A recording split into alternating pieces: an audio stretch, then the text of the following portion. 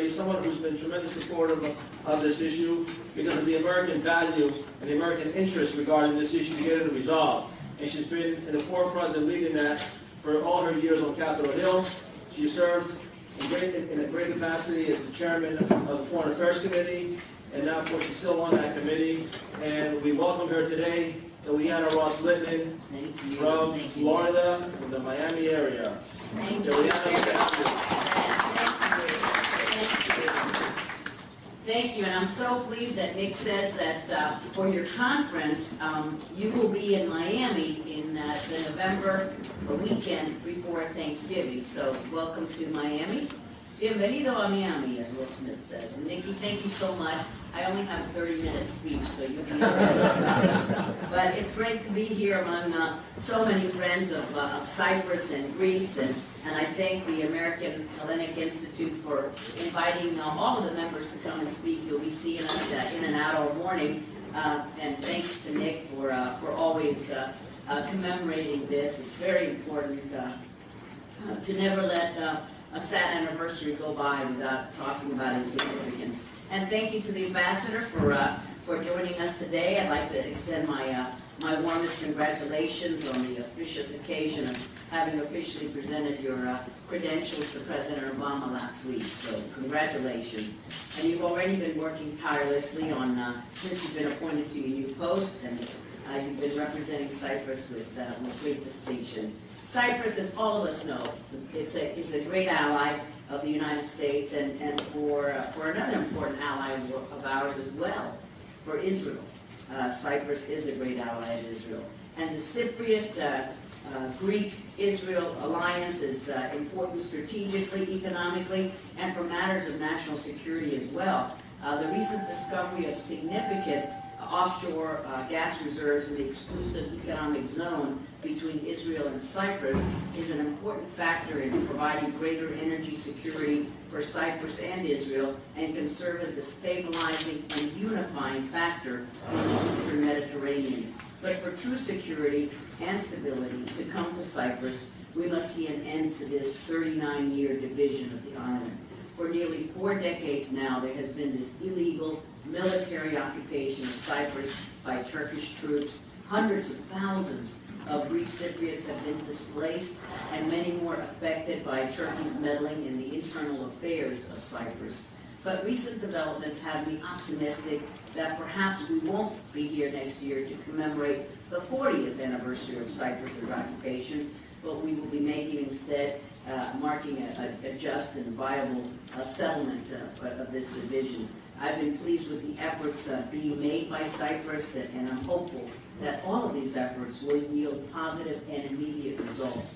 The United States must remain fully engaged in promoting the reunification efforts of Cyprus, and I have been a long-time supporter of those efforts. And that's why I was proud to have introduced legislation last week with my good friends and colleagues, with Nikki Gaspilarakis, Ted Deutsch, John Sarbanes, expressing support to end the division of the Republic of Cyprus. And the resolution, as you know, because you're helping us get a lot of co-sponsors, so thank you, House Resolution 308, it commends the Cypriot government for its efforts. It states that the House of Representatives will continue to support the stability and the security of our ally, the Republic of Cyprus, that we fully support the resumption of discussions to find a just and viable settlement based on bi-zonal, bi-communal federation, and end the illegal division of the island. And I support the important partnership between the Republic of Cyprus and Israel. All of that is in the resolution. So it is in the vital interest of us here in the United States to see this division resolved immediately and have it resolved peacefully. We've got to continue to work together to find a settlement in Cyprus in which the true inhabitants of that beautiful island can determine their own future and finally enjoy the long overdue peace and security they have been yearning for and that they so richly deserve. Thank you, Nick. Thanks for this invitation. Thanks to all of you for being here, and I appreciate you coming to Miami to spend some dollars down there. Okay?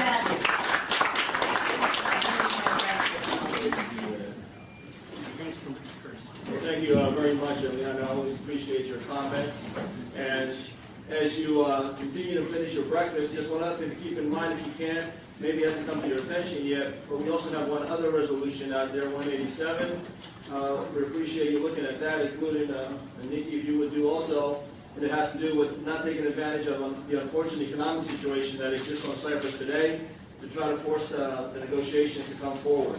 So if you can look at that, it's an Sponsor? I'm sorry? Who's the sponsor? The original co-sponsors are the Hellenic Caucus, and it has 14 co-sponsors as of right now. So I appreciate if you can look at that. So now we have with us another member of Congress, someone who is fighting for the people of Massachusetts. I know she's very dynamic when it comes to educational issues, and we congratulate her for that. But this is an educational issue as well, unfortunately, this issue of Cyprus. And this is why we try to do this, not only to commemorate, but to certainly educate the members of Congress up here, their staff and others, regarding the many nuances that make up the Cyprus issue. So without further ado, if I can call Congresswoman Nikki Chondas to come up and to offer some comments regarding this commemoration today.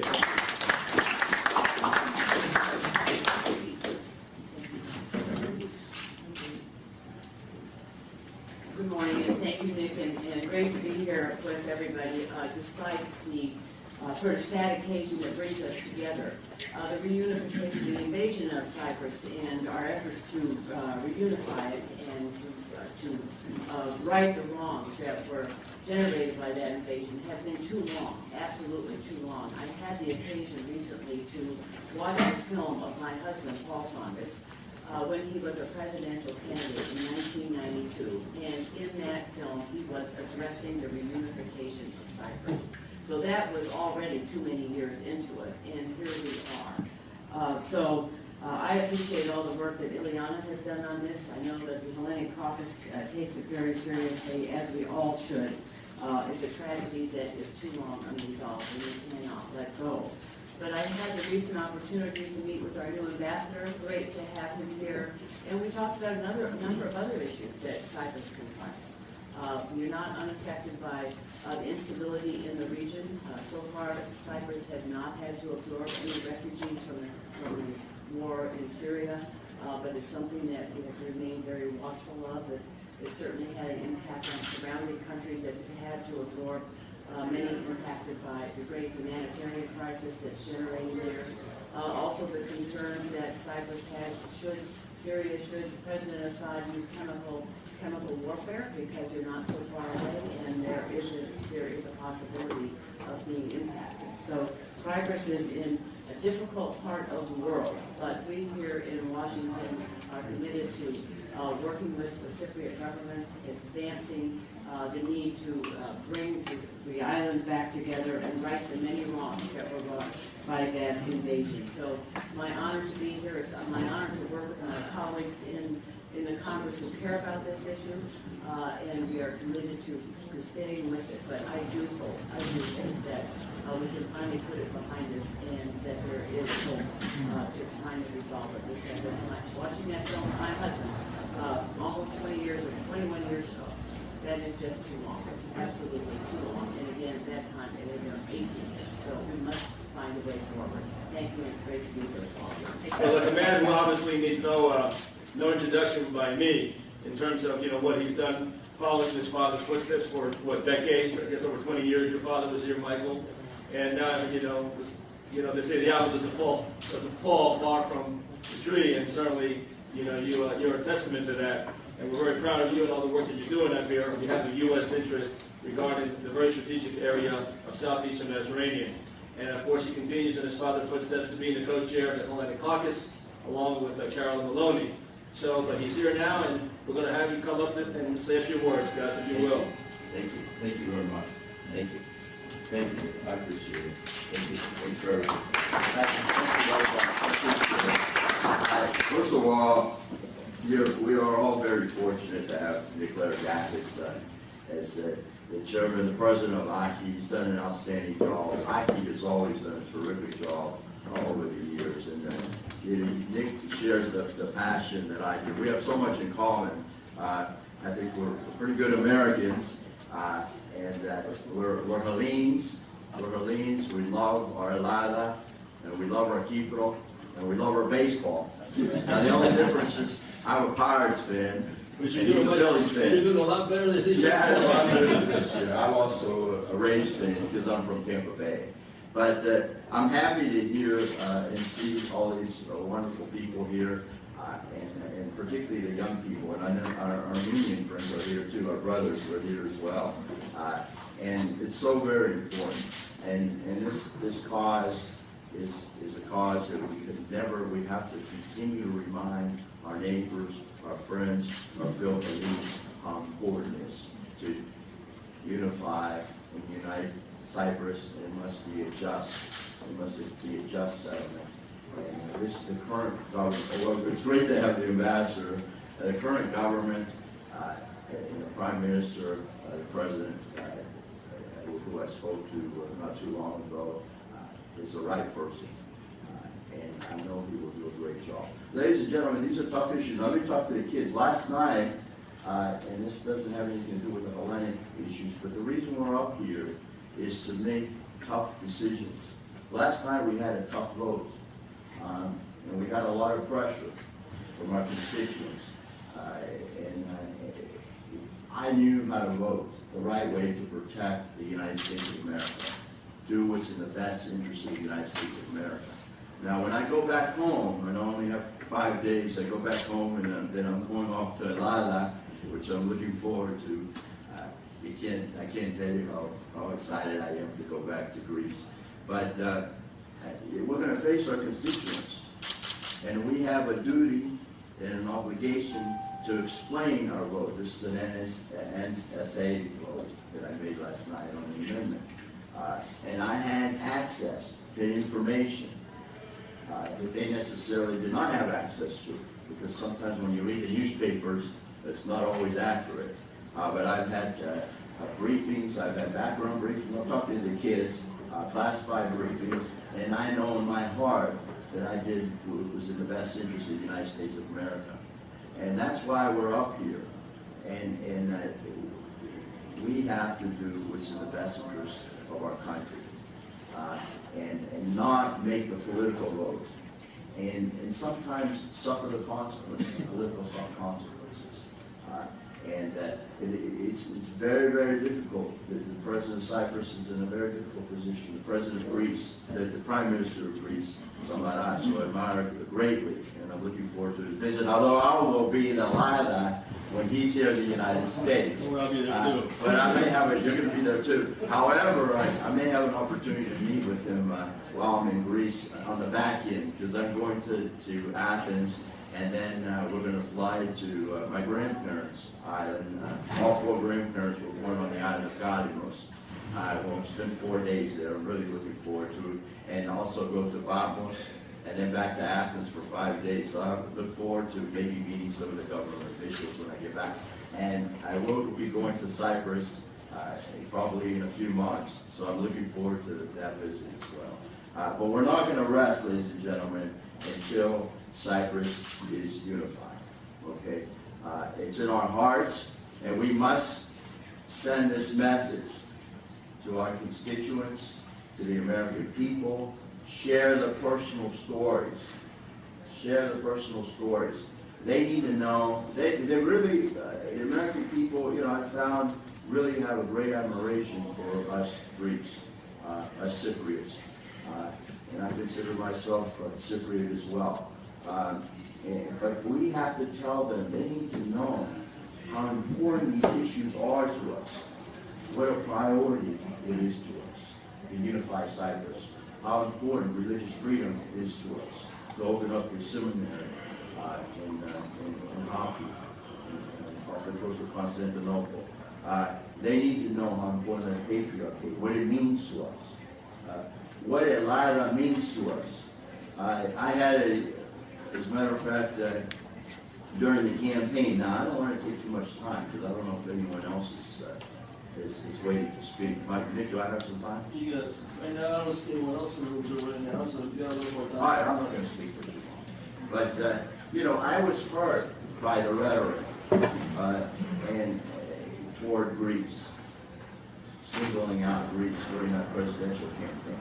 Okay, and I made my voice known to my party and to the other parties and to some of the elected officials. I made a phone call to a particular senator commending him for not singling out Greece during these tough economic times and mentioning possibly Europe. And instead of singling out Greece and saying that we don't want to be another Greece, I made the phone call, and just the other day, he went into, and this is a very powerful senator who's thinking of running for the Republican nomination in 2016, and he went into a conference the other day, and I didn't know this. He said, you know what, Gus told me that I was wrong. He left a message for me, a voicemail, and singling out Greece, and I never did it again. I never did it again. I didn't even know he did it, because I was commending him for not doing it in this particular interview that I watched. So, you know, it really makes a difference if these people know.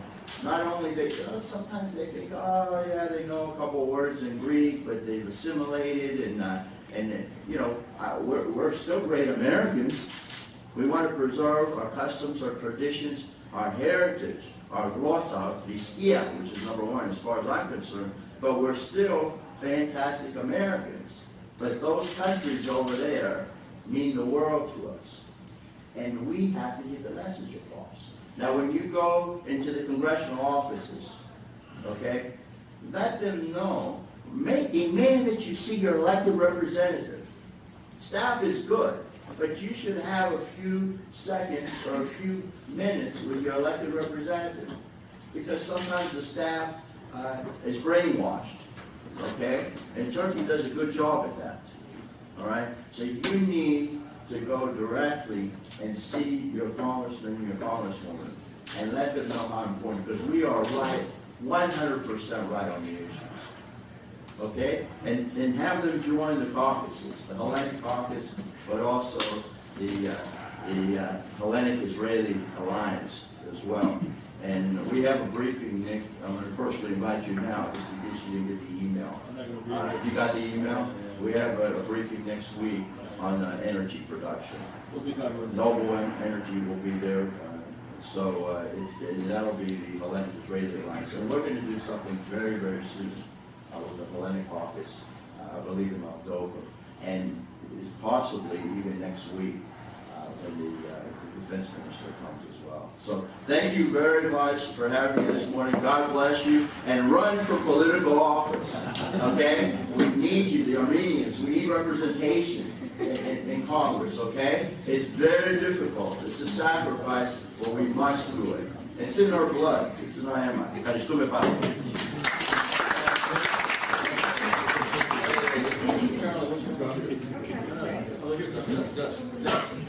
you. Gus, yes. over here. So, could you send to my office Yes, absolutely. I give my best to Benny Zomer. I know he's a speaker. I spoke to him in Israel a couple of years ago.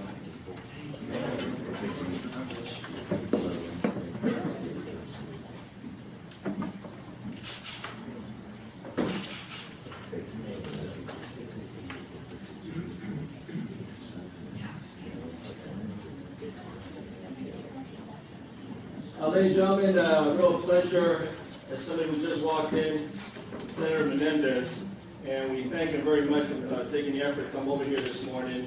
This is a man who, more so maybe than any other person on Capitol Hill, who has been such an advocate on all issues regarding U.S. Greece, Cyprus, as in the best interest of the United States.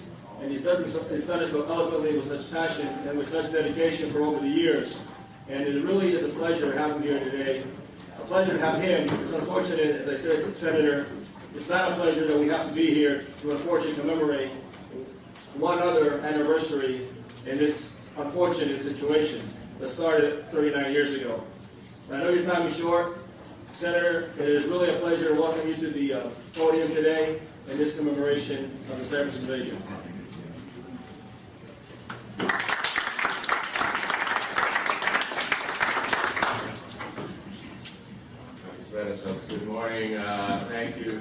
for asking me to join with you again. I wish, Nick, you're absolutely right, that a commemoration would be a pressing of the past and that the future would be much different. But it is that future that we strive for. I appreciate the courtesy of my colleague, Congressman Maloney, for allowing me to go first, because I have a hearing on Egypt that I have to conduct shortly. And I appreciate all the members of the American Hellenic Institute for the work that they do all the time. I want to welcome for the third time, our new ambassador. He's not so new to Washington, but he really, I think, is going to do an exceptional job in our bilateral relationships and promoting the opportunities that we seek for a change in the realities of the island of Cyprus. 39 years of occupation is a blemish on the history of the world. 39 years of occupation by Turkey is 39 years too long. And so we must continue to rededicate ourselves, because time sometimes has the sense of erosion on the expectations of people. And yet it is only because of the community's engagement that Cyprus today is part of the European Union. It is only because of the community's engagement that Cyprus is safer today than it has been at any time. And it is only because of the engagement of the community that it will overcome many of its domestic challenges that it presently faces as a global economic situation and banking crises go around the world. When I had the pleasure of having Foreign Minister Kasoulides visit with me recently, I got a sense of the new dynamic and a new opportunity to break through. I think that the exclusive economic zone that Cyprus has discovered that could produce 40% of all of Europe's natural gas is a tremendous potential game changer. It gives Cyprus a real leverage opportunity within the European Union. It creates an independence by the Union, in my mind, from some of their historical views. It creates an opportunity for Cyprus to engage with Israel in joint partnership activities and to have new allies in its quest for reunification.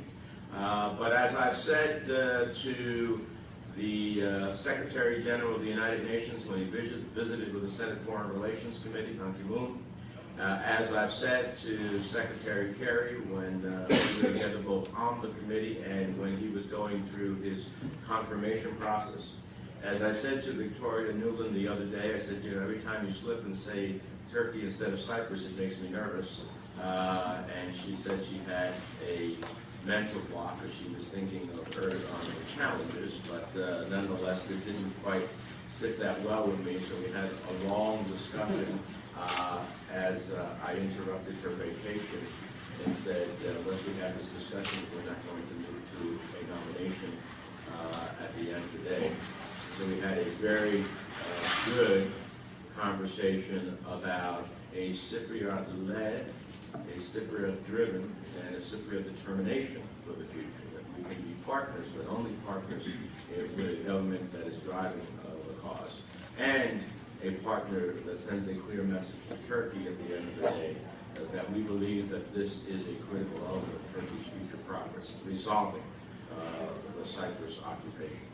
And so even in the midst of all of these challenges, I think that we have an opportunity for further progress. And I appreciate the new administration in Cyprus moving towards efforts like the Partnership for Peace, initiating procedures to join the Partnership for Peace, which establishes a specific military-to-military cooperation.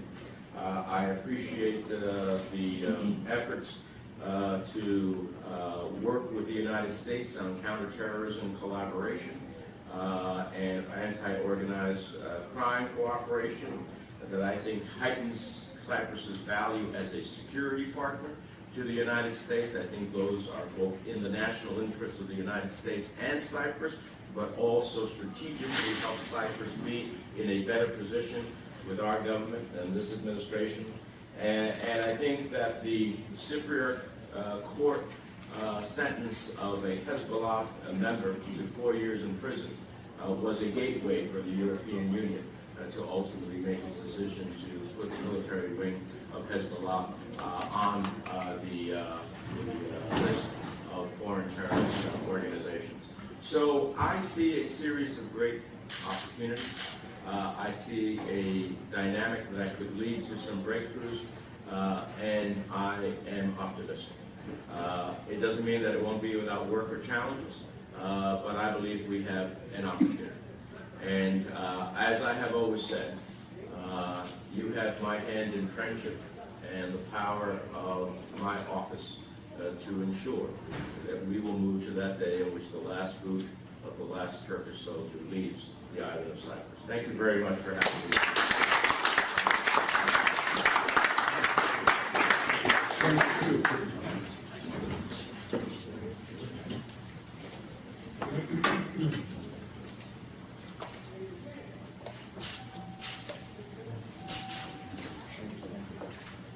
You, Mr. Ray, you have the chairman of the House International Relations Committee. Where you go, I go. Great man. Senator, as you're leaving, just two other points to keep in mind regarding Cyprus that we can, ask Mrs. Lulin and others of the State Department. And one is this unfortunate circumstance where our own State Department still has what comes to a special interest section in the occupied area, which I don't understand why we need to have that there today. And that's something we can look at more seriously. And the other thing is something which is a statute of the United States Congress and is a law, and that is the transfer of American-made weapons. And right now there's a number of American-made weapons that are being illegally transferred constantly in Cyprus, and the occupied part of Cyprus, almost probably on a daily basis. I was just there 2 weeks ago, and we were, in the port town of Famagusta there, in the fenced-off dead zone city, and there were two Turkish ships in port. And I would venture to say, although I'm no expert on naval vessels, they were probably American-made. The very same vessels were probably bringing American-made weapons. So just a couple of points for your committee, which I would appreciate it. Absolutely. Thank you very much. Thank you. And wow, it really is a pleasure. We have the Senate, the chairman of the Senate Foreign Relations here, and then we have the House chairman of the House Foreign Affairs here. And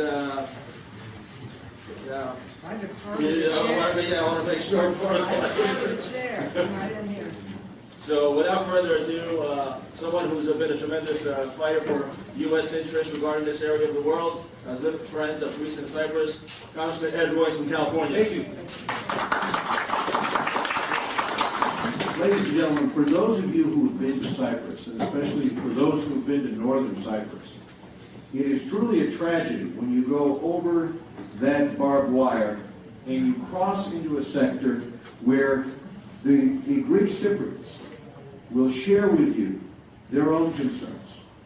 They will share with you how they feel that their culture is the same culture that exists in southern Cyprus, but that their culture is being changed because the results of the invasion, the results of what happened in 1974, was a displacement of about a third of the country. The Greek Cypriots who went south left to the north, in close to 40% of the country, left Turkish Cypriots now in a situation where they had one occupying soldier for every two Turkish Cypriots. And those Turkish Cypriots soon found that their lives were about to change because the great migration was coming from Anatolia. And in a process of trying to change their culture from Cypriot to Islamist, what subsequently happened was the desecration, the destruction of over 500 churches across northern Cyprus. And as those churches were occupied, a new black market became available for those who collect icons or statues or anything from antiquity. You know, from the 8th century on, that the Turkish occupation of northern Cyprus began with a process of destroying those churches and selling off the frescoes and the icons and everything that existed there, trying to erase the history of the past. And especially over the last few years, this has become very concerning. Because over the last few years, there's over 700 mosques that have been built there. And again, we hear from the Cypriots who are Turkish that this is very different than the type of Islam that they practice. And so with this comes the added impact of the Turkish military occupation, which now extends to a demand that Turkey be given the rights to oil and gas in southern Cyprus. And the argument is there are two great powers, or this was the argument while Egypt was in the hands of the Muslim Brotherhood. They may have changed their articulation of this in the last month. But the argument that the Turkish government was making was that there were two great powers, Turkey and Egypt. And therefore they would lay claim to the entire basin of the Mediterranean in terms of gas and oil, including that which existed in southern Cyprus. These are the reasons why we pass these resolutions and try to keep our focus on the challenge of these assertions being made by the Turkish government. They have very real consequences, and it's very, very threatening. And the goal, if you observe this, the goal is to transfer enough population to northern Cyprus that the eventual majority of the entire island will be Islamists. Because that's the goal that they admit to. Oh yes, they will someday go for a unified Cyprus. It will be a unified Cyprus under Turkish control. That is the ambition there. Now, Turkey needs to be held to account. I had an opportunity a few years ago to meet with President Christofias when I was in Cyprus. Certainly had an opportunity, as I shared with you, to talk to many Cypriot Turks and Greek Cypriots about the situation. I found that the Cypriot population desires a very different format. They want the military off the island. 13 million connections between people going north and south when they're allowed to. You know, they want that bond because the Turkish Cypriots are so worried about what's coming. They can see it in their neighborhoods. They can see the destruction. And if you go to the north, you will see that this is not replaced. When they bulldoze, it's not replaced with a thing of beauty. I mean, the churches become bars and nightclubs and basically lose their historical significance, but also their beauty, because it is very gray. It looks like a series of military installations. I just want to commend everyone who is involved in this, because you understand the consequences and you understand the long-term goals of Turkey. We have tried to put pressure on the Turkish government with a series of resolutions which we have passed, and with other efforts to try to force them to do the right thing. We are going to step up those efforts. We're going to step up those efforts because they are so concerning. And lastly, we're going to take a tough stand in terms of the rights of Greek Cypriots to the oil and gas. That does not belong to Turkey, and I'm glad to see two good friends of Greece and Cyprus here with me, and I think I should turn the floor over to the gentlelady of New York, because she's been waiting very patiently, and I appreciate all of Carolyn's good work and all of Gus's good work on this issue.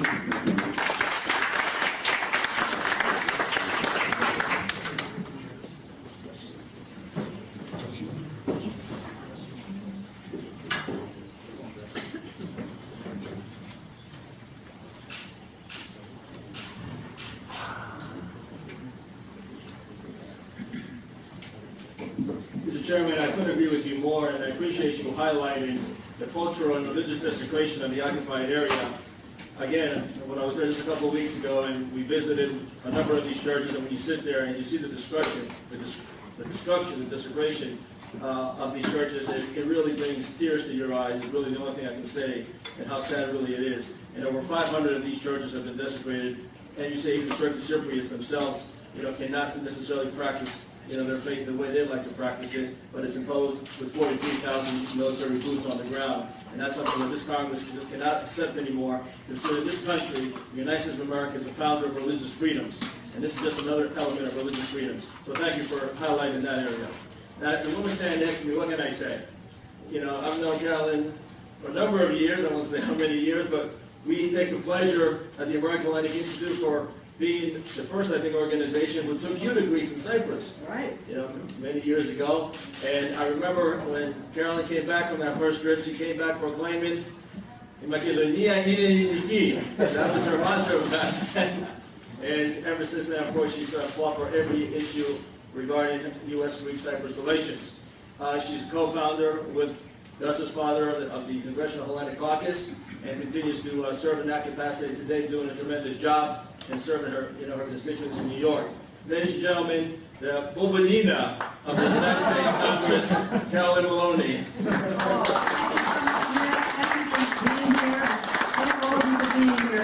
I noticed in your little lobbying packet that you're supposed to go ask legislators to support H.R. 187, which is a bill that Congressman Villerakis and I put in, calling upon the United States government to reaffirm our commitment to the reunification of the Republic of Cyprus and condemning any attempt to use the economic uncertainty and hardships the country faces as a means of imposing a settlement on the people of Cyprus. It is up to Congress to continue to make our voices heard on this ultimate goal of reunification and a prosperous Cyprus.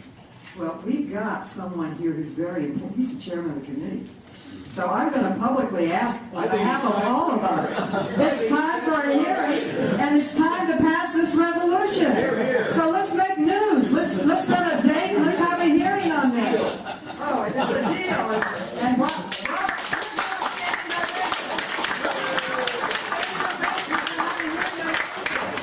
anyway, also we have a very important bill that you've been a co-sponsor on, and that is the patriarch, and respecting the patriarch, respecting the lands of Greece, opening up Halike.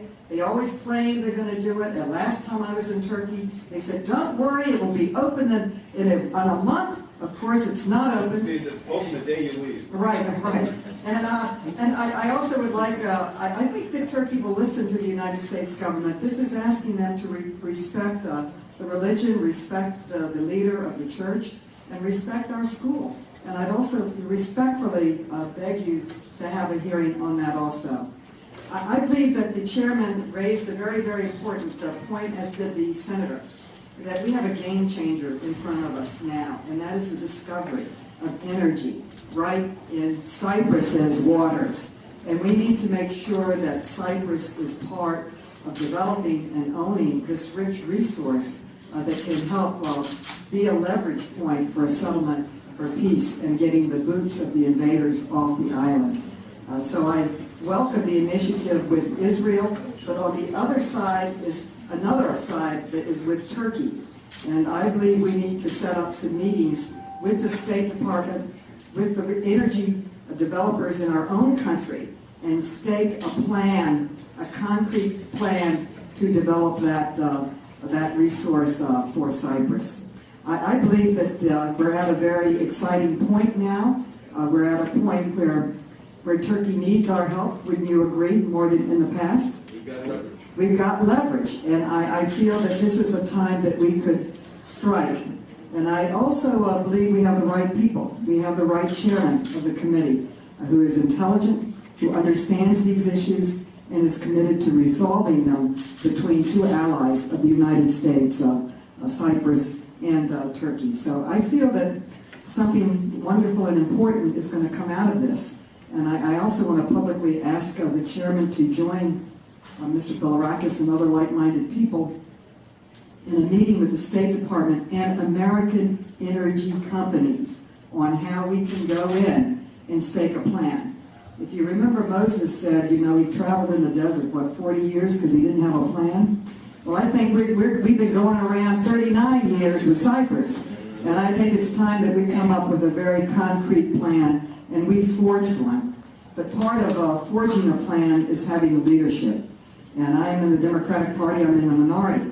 but we are fortunate that we have a like-minded spirit in the Republican Party, which is the majority party here in Congress, and they are the ones who could get things done. I can respectfully ask, which I am doing right now to the chairman.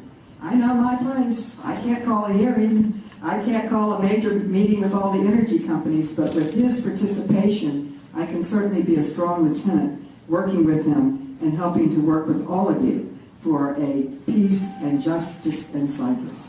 And I have decided, Nick, that I want to go to Bubalina's island. I tell you, I am fascinated with Bubalina, and my constituents give me the great honor. I don't know if you know this, but Chairman Royce, I represent one of the largest Hellenic populations in America. We call it Little Athens. I probably represent more Greeks than any other, and the cathedral for the church in America is in the district that I'm privileged to represent. There's some parts of my district that you can go to, you can close your eyes and open them, and you think you're in Greece. I mean, it's just unbelievable. So next time you're in New York, I want to take you around to see some of the leadership of my district and have something for you.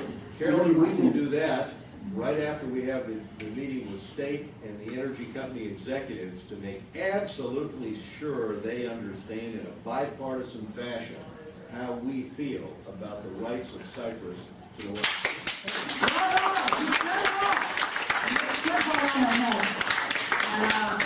I also, once we get that deal struck, I think we should go to Bubalina's island and get inspired for the next fight. Okay, thank you.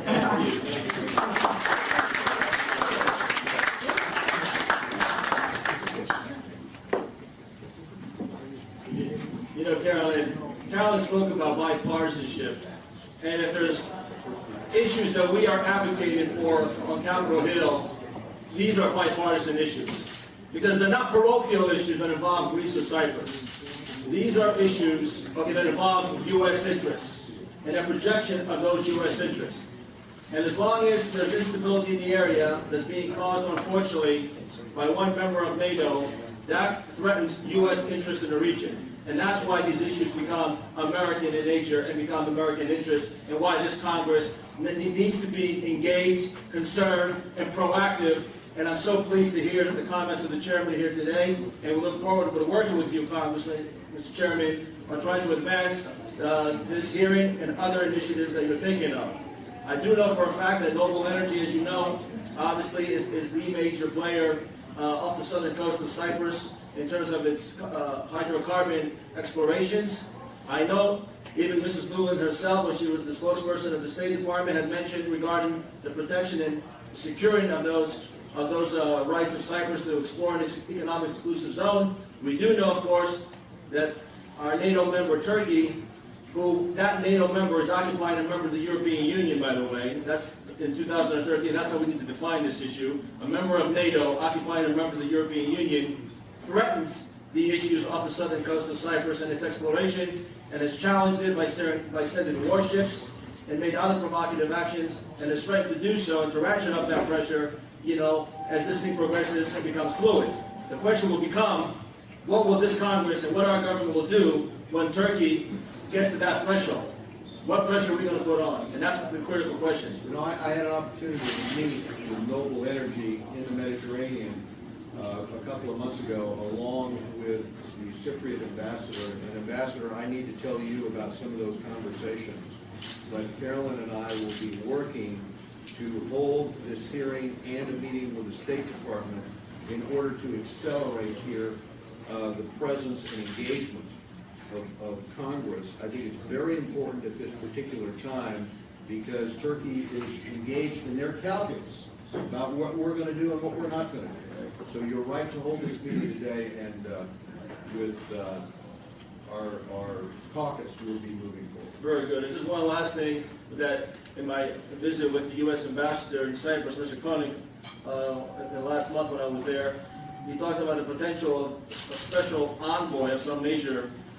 We have a little apprehension sometimes when we speak about special envoys from the State Department. Before they were called special coordinators, called by any other name, but they've always had, unfortunately, the attitude of not necessarily being honest brokers, but really tending to pressure the Greek Cypriot side. So we just caution you when this comes to fruition. I'm glad you shared this with us. I think Carolyn and I think we should drive this from Congress. We should drive it because we're closest to the issue, we understand the issue, and we'll do that. Very I'm good. excited. Carolyn, thank you very much for lobbying. Ladies and gentlemen, we have another member of Congress who represents New York, and she's on the House Foreign Affairs Committee, and that's Grace Main. If I can call you to come to the podium.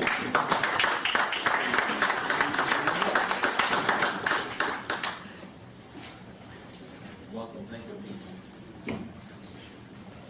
Good morning, everyone. Thank you so much for having me here today. It's an honor to be here. I want to thank Nick and our new ambassador and Georgia for inviting me here. For those of you who don't know me, I'm Grace Meng, and I'm the new Congresswoman from Queens, New York, and I've been here for all of 6 months. I am, for those of you who know Queens, the new Gary Ackerman. We don't really look alike, but Gary, I know, was a great friend of the great community, and I'm so proud to follow in his footsteps and represent parts of Queens. The Hellenic community has always been so welcoming to me over the years, whether it was my time in the New York State Legislature or here as a new Congress member, and I've really come to love your culture and especially your food. I really admire how close the community has stayed to its culture, history, and beautiful religion, and while also thriving in the contemporary hustle-bustle of New York City and making great contributions to our country. This is something to which other more recent immigrant communities should aspire to. On the subject of today's breakfast, I, of all people, do not need to tell you about the illegal Turkish occupation of Cyprus and the injustices committed. But as a member of the Middle East and North Africa subcommittee, chaired by our wonderful chairman, Ed Royce, and a member of the Hellenic Caucus, I can tell you that we are observing increased Turkish belligerence toward its neighbors. And its stated policy of zero problems with neighbors is a farce. Indeed, it has problems with all its neighbors, and the increasingly totalitarian and Islamist nature of the Turkish government is very alarming. So we must view the situation with Cyprus through this lens and remain vigilant in support of our allies in the region, Cyprus and Israel in particular. We must firmly resist Turkish belligerence, and this is what we've been doing. So thank you so much for inviting me here again today. I'm a new member, but please know that we have an open door policy in our office, and especially for the constituents who reside in the 6th Congressional District in Queens, New York. Let them know that they are always free to reach out to us. Thank you so much.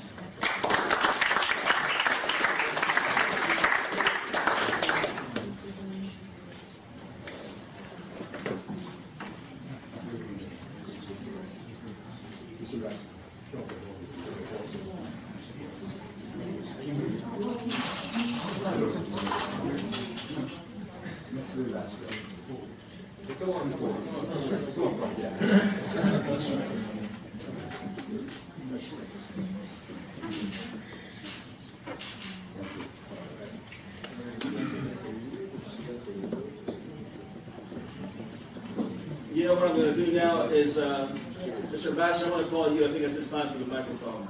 So, George, I had a bio you, and I apologize, I forgot it. I've known George for many years, we've been good friends. He served in Washington before at the embassy here in a number of capacities, including Deputy Chief of Mission of the Cyprus Embassy back in the 90s, right? 96 to 2001. He served as ambassador to Hungary, to Stockholm. He served as foreign ministry regarding relations with the European Union and in other areas regarding his foreign ministry that included the political section regarding the Turkey question and others. He's been educated in the UK, where he also has, I believe, a law degree. And also he studied and got a degree in France, which now you're going to have to explain. I don't know how I remember some of this, but I remember I did read it. Ladies and gentlemen, it really is a pleasure to have back to Washington a great career diplomat, someone who's done a tremendous job in representing his government's interests abroad. It's my pleasure to call on Ambassador George Sackley to the podium. George.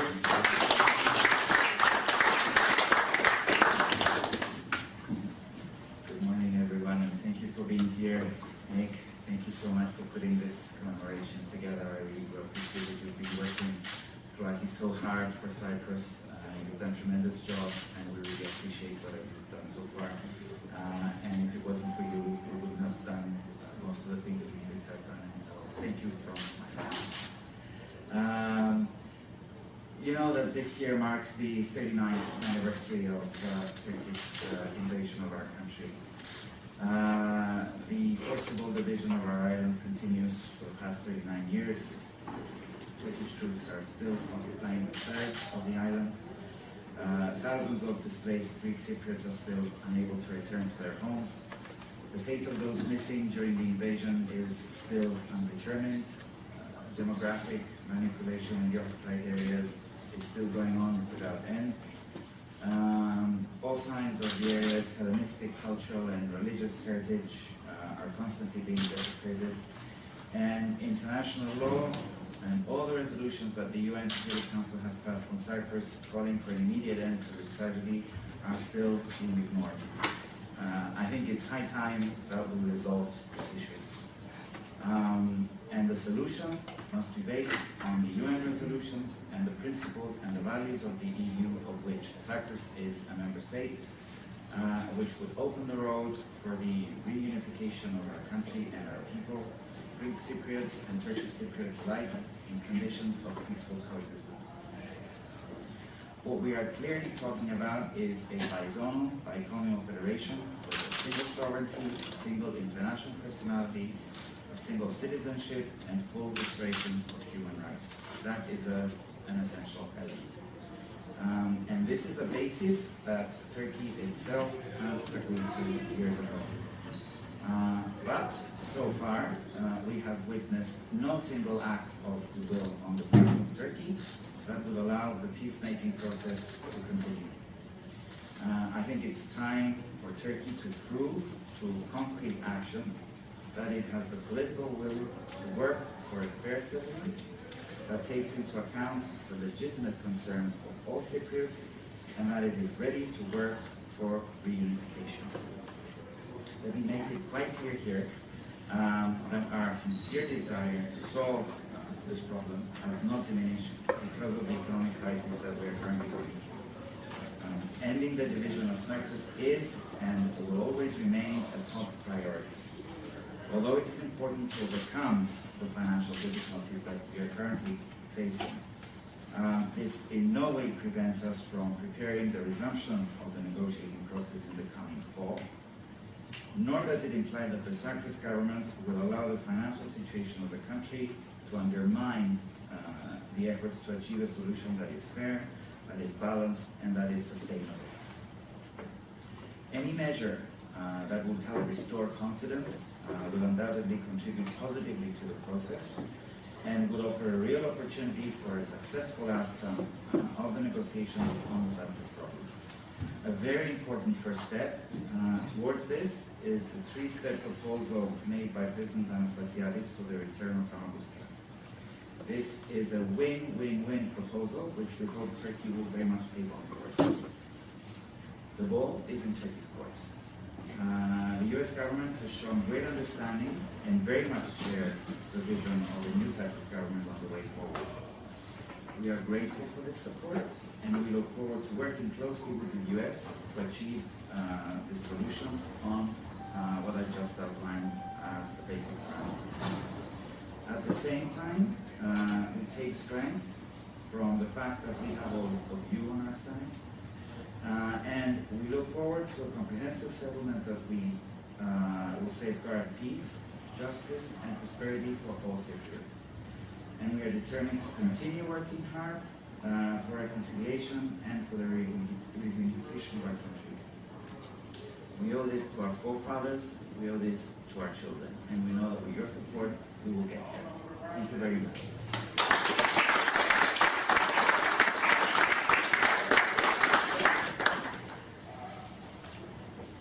Thank you, Mr. Ambassador, and we certainly look forward to working with you as you continue to move forward in your agenda.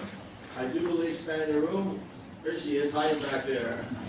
We have Dina Titus, who has made a remarkable and wonderful return to the U.S. House of Representatives.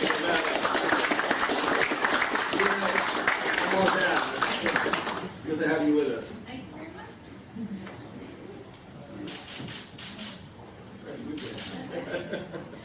Calumet. Well, good morning, Mr. Ambassador. Nice to see you again. Thank you all for being with us. It's very important that you're here and you maintain a strong voice. I'm Dina Titus. I represent Las Vegas. Now, I know Greeks don't like to gamble, but just in case, come see me. When you land in the airport, all of the Strip is my district, so we have warm hospitality, and we should hold this meeting out there sometime. I'm delighted to see the ambassador again. He came by my office, and we had a good visit. It was great working with Olympia before you got here, so thank you for that. We took a picture and tweeted it out to everybody, so you are now on our tweet list, and we appreciate that. But what was really great was to hear some good news out of Cyprus, that things are turning around and looking better. And we also talked about 3 things that Cyprus and Nevada have in common that I look forward to working with you on. And those 3 things are the development of renewable energy. A lot is going on in Cyprus and in Nevada. The development of tourism on a larger scale with greater infrastructure, and also gambling. So I think there's some potential there for us to work together. I stood on the floor earlier this week and condemned the illegal and immoral occupation of Cyprus. I will continue to always do that. We should not let a day go by that we don't remind somebody that this is unjust and should be ended.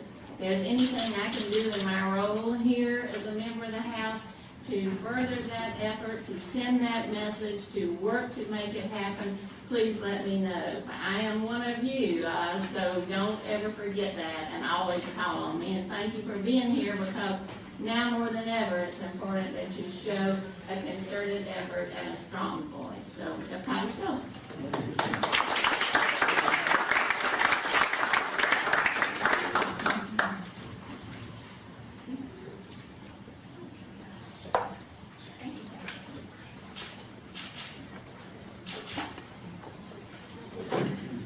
Well, Dan, you might be surprised, but there might be a very practical way you might be able to help.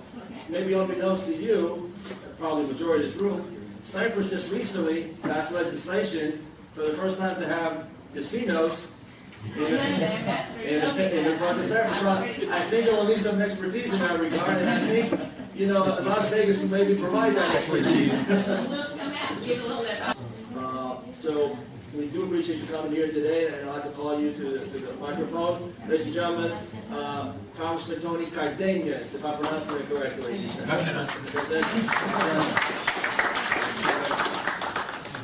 Appreciate it. As you're well aware, they keep us congressional members very, very busy. I literally have 4 things that, I don't know why, but I have 4 things on my schedule right now, this minute.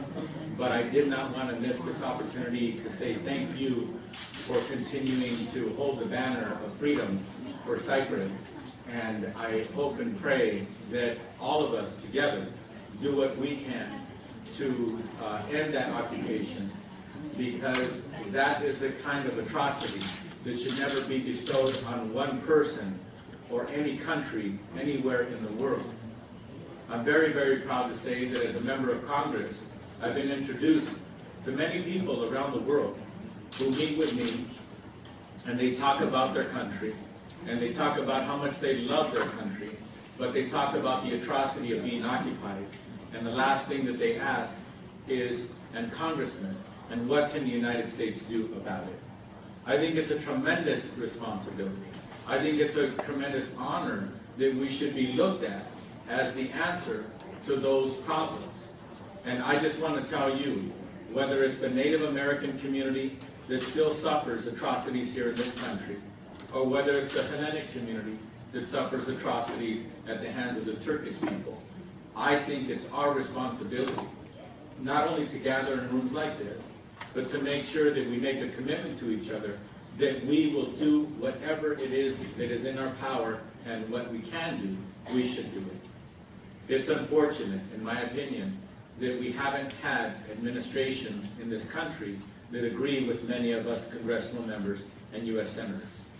I hope and pray that we can come together and create policy from the legislative level and also from the administrative branch so that we can end the occupation of Cyprus. I think it's important for us to demonstrate as adults, as I look in this room, some of us a little older than others, but that we can be an example to the future generations so that we can demonstrate to them that this is how adults should act. This is how adults should do things. Instead of just speaking words, we need to make sure that we put our actions behind our words. Yes, at this time, Congress stands for resolutions on issues like this. But I hope and pray that we get the guts to not only stand by resolutions, but actually enforce laws and actually go to the international community to make sure that we use our weight properly, not politically, but properly, to make sure that justice is served. So again, they have many places that my staff say I need to be, but I wanted to make sure that I'm here so that you can hear from Congressman Tony Cardenas that I stand with you and I'm ready to put my political career on the line for you. Thank you very much. Ladies and gentlemen, can I have your attention, please? Ladies and gentlemen,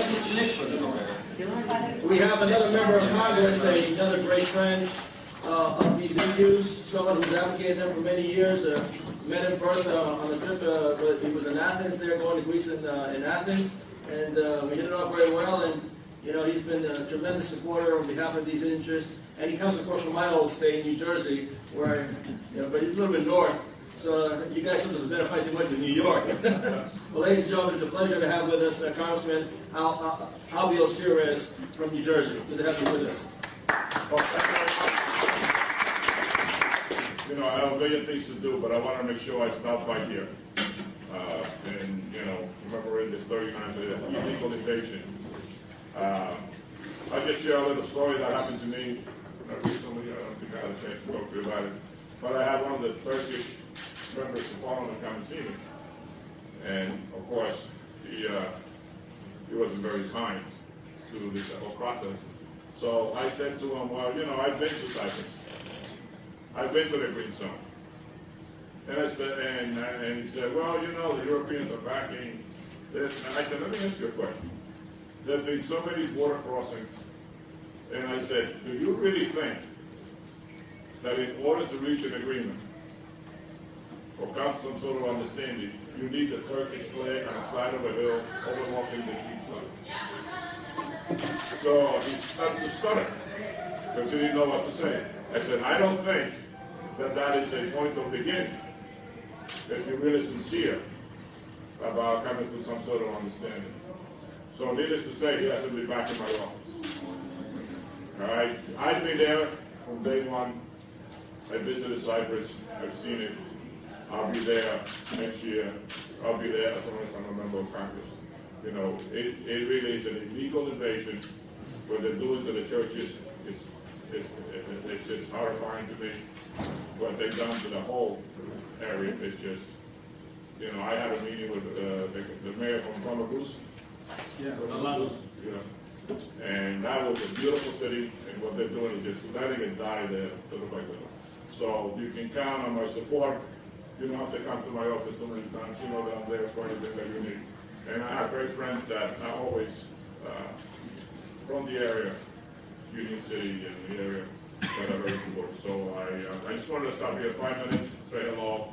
I got a million things to do today. I already screwed up my schedule in the morning. So nice speaking. Thanks for coming.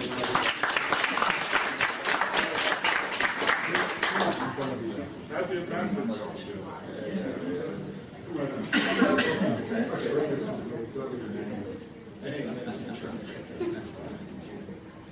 Balance it out.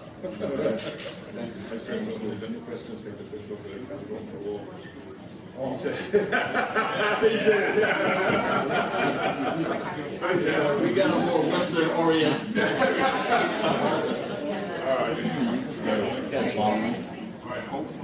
Yeah. A lot of them they go to. Yeah. Nobody knows. Congressman Crowley, how are you? Just in time. Perfect timing.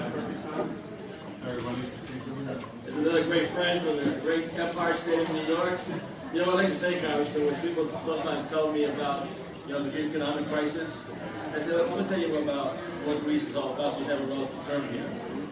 Greece is the size of Alabama, has the GDP of Tennessee, and has a population of a little bit more than New York City, which has about 8.2 million. Greece has 11. Ladies and gentlemen, a great friend of our community from the great state of New York, Joe Crowley. Good to have you, everybody. Thank you all very much. I won't hold you too long today. You just heard from Alvin Sears, right? And I'm sure you have other members coming in today. We have the chairman of both Senate and House coming here. And Very good. And other. Excellent. Well, you command that kind of attention, and I think rightfully so. So you're here at a very interesting time, especially for the young people who are here. I'm now in my 15th year in Congress, and I've never experienced Congress the way in which I am right now, both from the positive and the negative side. What I would say is, as difficult as the time as we're having right now, we know that other countries are having more difficult times. And, Cyprus being one, certainly Greece as well. My own ancestral home of Ireland, not too far off the mark as well. And I guess one thing, especially again for the young people here, you hear how dysfunctional Congress is and how difficult it is to get things done here, which is true. We have had much more difficult times in the past. It's important to keep an historical perspective as well. And I would just harken you all back to 150 years ago when we had the height of dysfunctionality in Washington that led to a civil war. And we're nowhere near anything like that. We still are the epicenter, I think, in the world when it comes to the free exchanging of ideas. And that is at the core of our democracy. And I think you all are appreciating that today, being able to come here to your Congress, petition your Congress on the issues of Cyprus and Greece. And I'm proud of that notion. I live in this great society, this great world that we call home, we call America. I'm also proud of my strong and long-standing commitment to the people of Cyprus and for United Cyprus as well. I visited Cyprus about a decade ago, a little less than a decade ago. I hope to go back someday. I hope to go back to a United Cyprus as well. What I would suggest is that I mentioned the difficult times that Cyprus is experiencing. That should not be used as a vantage point or an advantage point by those who would seek to not reunite the island of Cyprus, to disadvantage the ability of that to take place. And talking specifically of Turkey. I also believe that we will see ultimately a united Cyprus, both from an economic point of view, but from a national stance and point of view as well. I also believe that Cyprus needs to be able to exploit, in her national interests, the energy resources that are in her possession and within her border, within her right to do, without outside influence and pressure as well. And I think it's up to the United States to stand by Cyprus in that vein as well. And I will continue to press those issues from my position now on the Ways and Means Committee and in the House leadership. I was elected last year to House leadership in the 5th ranking Democrat in the House Democratic Caucus. So we use that position as well to continue to espouse my position. My first exposure, by the way, to Cyprus was by a gentleman named Phil Christopher, who often reminds me that he knew once he met me that I would be an ally because my mother is from Northern Ireland. He said somehow he knew I would understand what was happening in Cyprus, and he was right. And to this day, I've always been able to draw analogies as well. And I think one thing that I can say to you, as much as divides people, there's much that unites. And as much as I never thought I'd see peace in Ireland, I think Ireland moving ever towards a united Ireland. I think the same for Cyprus. What is dividing right now is unnatural, and it's because an invasion that took place, an invasion that was tolerated in the 20th century that I think in the 21st century would not have been tolerated in the same way. And that has to be undone. What people have made, people can also take apart, and I think it's the power of the people that will make that happen someday. So thanks once again for having me here today. Enjoy yourselves today. Remember, this is the greatest country in the world. We all think of our own homelands as, but this really is the greatest country, and you're all making it a better place. So thank you all for being here today.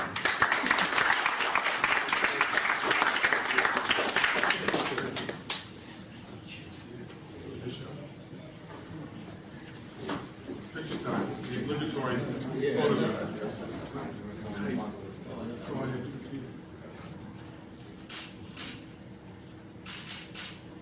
Thank you.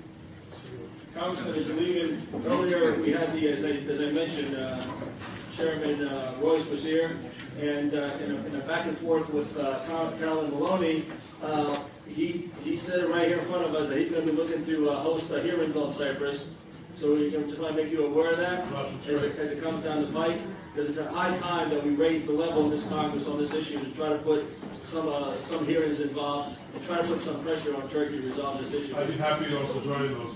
And I should also let you know that because of redistricting, I now represent Northern Astoria. Oh, there you go. I believe Astoria has the largest concentration of Greek Americans outside of. So he's not busy at all. But we do appreciate you taking the time and being with us here today. And I'm going to have you come up and say a few words, because when you talk about Greece, when you talk about Cyprus, you cannot also not talk about Greece as well, because Greece obviously is there to support Cyprus in any capacity, as it always has been. So ladies and gentlemen, a pleasure. Ambassador Christos Panagopoulos. Thank you very much.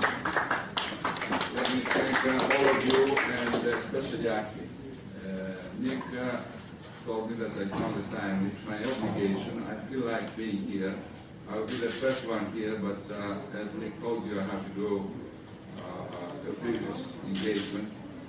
But I'd like to join forces with all the congressmen, all the friends we have here today, Nick, to thank you very much. During the years, AHI has been one of the most important elements in presenting our causes here in the United States. Starting Eugene Rossini's, now under your leadership, AHI is at the forefront. Let me say hello to Congressman Sarbanes, who is right there, joining with us. Sarbanes' name, you know what does it mean for all of us. The senator and the congressman is being at the forefront of our efforts here with our American friends. But let me tell you that, especially myself, I feel a double obligation. I've been honored to represent Greece, Cyprus, for 5 years. So I had the opportunity to live firsthand the recent developments a few years ago. And it's 39 years now. Let's join forces and avoid the 40th anniversary. Let's do something to solve this issue before the 40th anniversary comes. We can do that. And always Congress, thanks to you, Nick, and AHI and others, has a great understanding of what's going on. As you just mentioned, we're fully engaged to prepare our Prime Minister's visit here, who's going to visit with President Obama on the 8th of August. Before that, I will have the Defense Minister, Mr. Ramopoulos. I have the suspicion that the Cyprus issue is going to come up. The agenda, top of the agenda. And needless to say that Athens and Nicosia they join forces always, everyday contacts at the top level of the government, and this is our unity is our best guarantee to come up with a solution. So many thanks to our congressional leaders who brought us today, and of course many thanks to you for this track we are part of.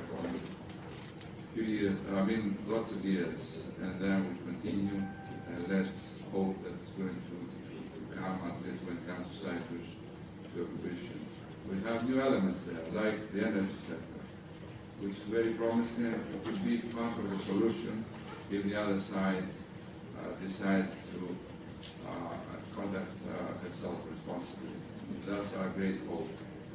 So, all the best to you. Thank you very much for this, for organizing this. It's a great help to all of us. Thanks a lot.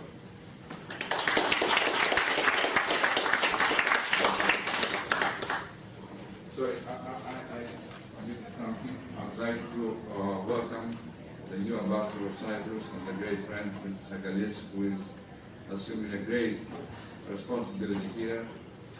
All of us, we should help him. He's one of the best diplomats Cyprus has. He's a newcomer. He just presented his credentials to President Obama a couple of weeks, not even a couple of weeks ago. So welcome, George. All the best to you. All the best.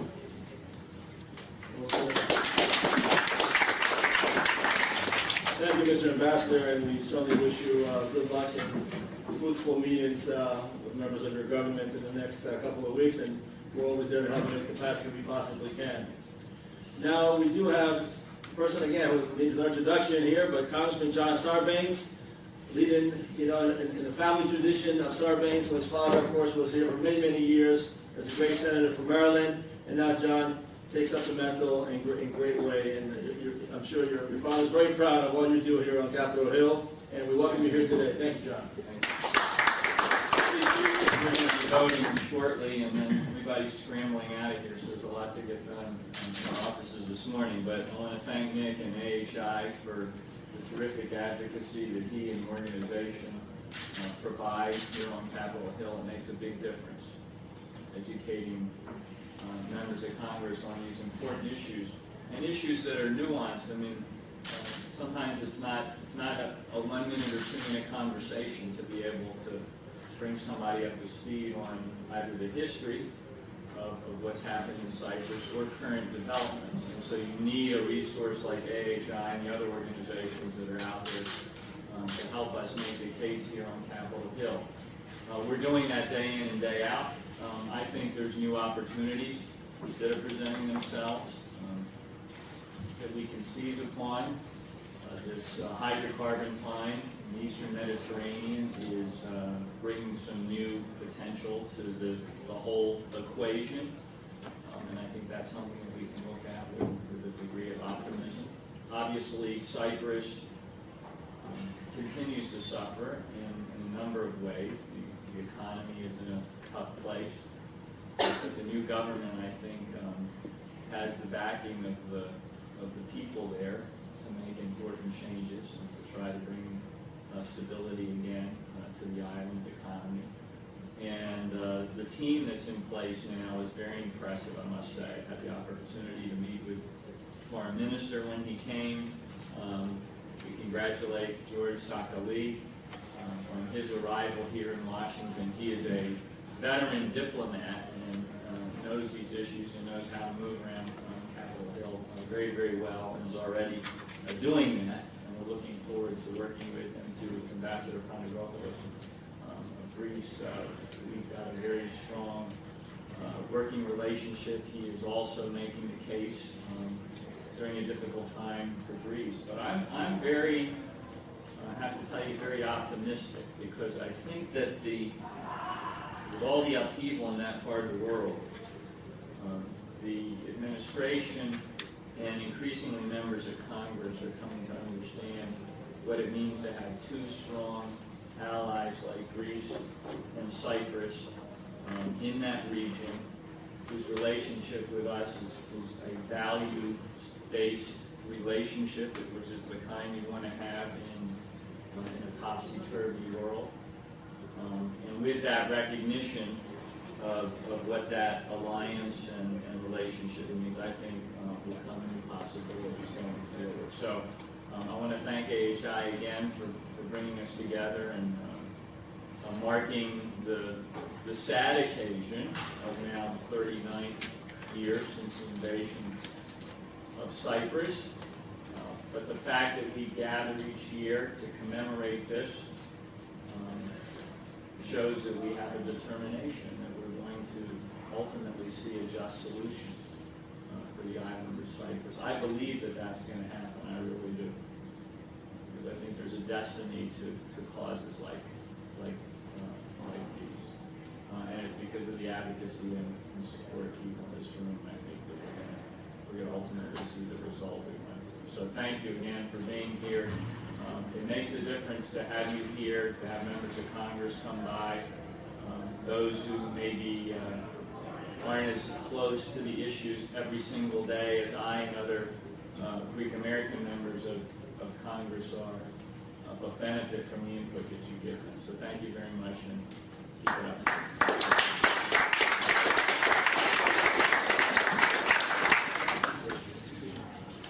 John, you mentioned alluded morality, and your father in our documentary that we have for PBS, if I can paraphrase, he stressed vehemently the morality, as he said, of this issue is such that it's to challenge our foreign policy and the way we conduct ourselves in our foreign policy. So that was your father in our documentary, and I'm happy to share that with you, and thank you for bringing it up today in a sense of that. Seeing the man back there, Ken Cummins, I know his boss can't be too far behind, so hopefully he'll be here. He won't be able to come, huh? Sorry to hear that. Well, please give Chris our best, Councilman Van Hollen. I know he made an effort to try to be here, but he's well represented by one of his top aides. I was telling know what's going on, but where's the video? Ladies and gentlemen, at this time, about 10 minutes ago, we're going to officially end this morning. I want to thank you all for participating today. I'd like to thank the Ambassador, Olympia, and all the others who came here. I think we heard some very profound statements, frankly, and potential actions we heard from the Chairman, and we look forward to follow through with that. And we hope next year we can be here to have a celebration rather than a commemoration. So with that, we wish you all a good day and a good recess. Take care, everybody. Thanks for coming.